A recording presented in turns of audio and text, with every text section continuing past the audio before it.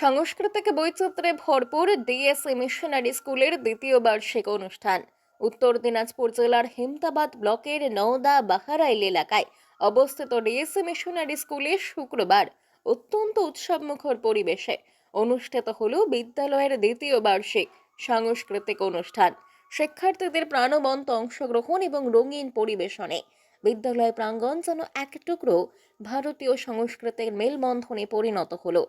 2004 সালে প্রতিষ্ঠার পর থেকেই ডিএসএ মিশনারি স্কুল শুধু পুঁথিগত শিক্ষার মধ্যেই সীমাবদ্ধ না থেকে শিক্ষার্থীদের নৈতিকতা, সংস্কৃতি, মূল্যবোধ গঠনে বিশেষ গুরুত্ব দিয়ে আসছে। তারই প্রতিফলন দেখা গেল বার্ষিক সাংস্কৃতিক অনুষ্ঠানে।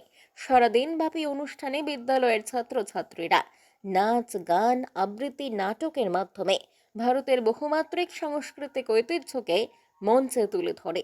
বিভিন্ন ধর্ম, ভাষা, অঞ্চলের সংস্কৃতির সমন্বয়ে পরিবেশনাগুলি দর্শকদের মন জয় করে।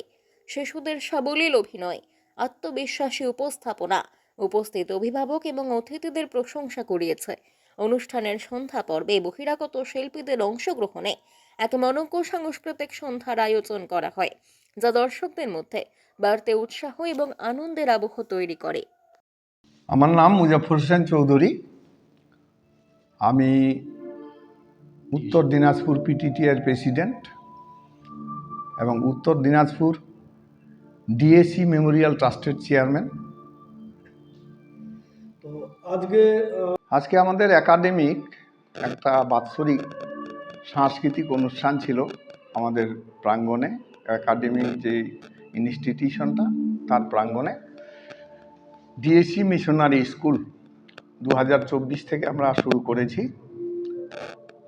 শিক্ষা দেশের মেরুদণ্ড। আমরা বিএড, ডিএড, ফার্মাসি পাশাপাশি জেনারেল এডুকেশন দিকে ঝুঁকেছি। এর একটা যাতে ডেভেলপ করা যায়, আমাদের সে পরিবেশ আছে। আমাদের লাইব্রেরি, আমাদের ল্যাবরেটরি, কম্পিউটার ল্যাব, খেলাধুলার পরিবেশ সব কিছুই রয়েছে।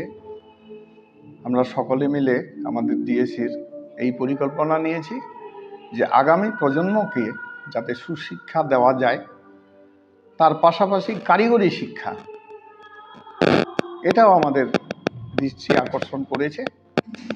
সবাই দেশে শিক্ষিত হলে চাকরি পাবে না, কিন্তু তাদের দক্ষ যদি করে তোলা যায় তাহলে দেশের অনেক কাজেই লাগবে।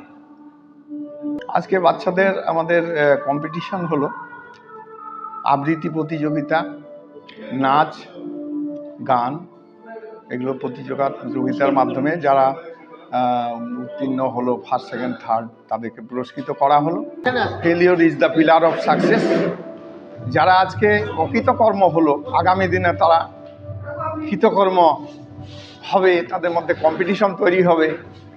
আগামী বছরে আবার আমরা এই কালচারাল প্রোগ্রামটাকে সামনে রেখে বাচ্চাদের মধ্যে একটা কম্পিটিশন তৈরি করতে চাই।